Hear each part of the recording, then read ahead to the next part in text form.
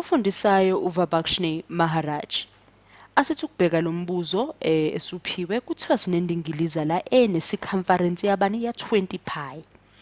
Kwase kwashiwa nokuthi i-arc yakhona ubude bakhona u221 divided by 18 pi eceleni.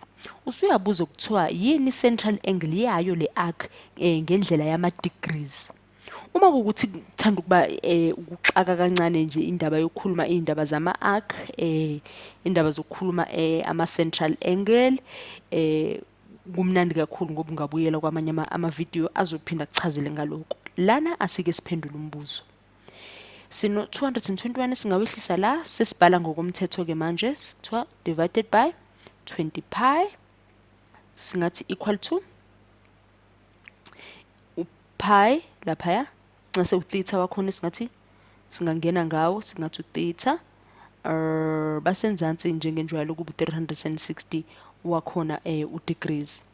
Asibone ukuthi uma sesiyibalela ke le ndaba yethu sizophuma kanjani ngoba phela ekugcineni sifuna ukuthola impendulo yani yokuthi ingubani isingubani isisindo se-central angle yethu yale arc esikhuluma ngayo ngendlela yama degrees.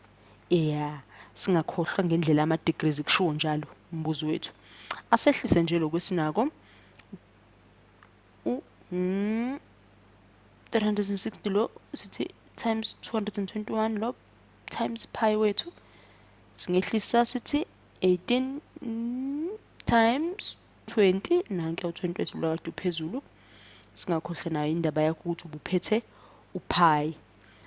Uma sekunjalo ke sinobani lapha yana sino theta wethu asibone indaba yethu ukuthi upi bethu bayasusana sesisalelo ba 360 times 221 enzansi sino 18 times 20 singathatha nje u0 sithi bayasusana 18 base singabambisa ngo18 bayasusana phezulu sisalelo u221 singabe sisibamba nje kalula kanjalo sithi 221 wama degrees.